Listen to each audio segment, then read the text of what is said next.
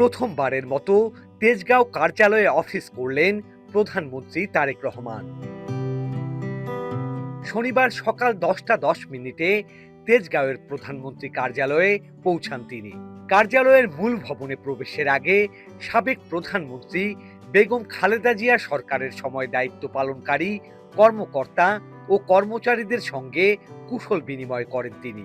কার্যালয় চত্বরে একটি স্বর্ণচাপা ফুলের চারা রোপণ এবং বিশেষ মোনাজাতও করেন তিনি।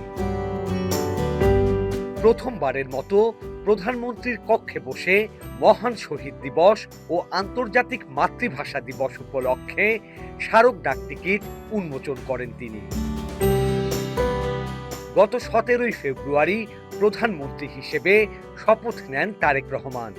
এরপর সচিবালয়ে তার দপ্তরে 2 দিন অফিস করার পর অবশেষে প্রধানমন্ত্রীর কার্যালয়ে দাপ্তরিক কর্মকাণ্ড শুরু করলেন তিনি।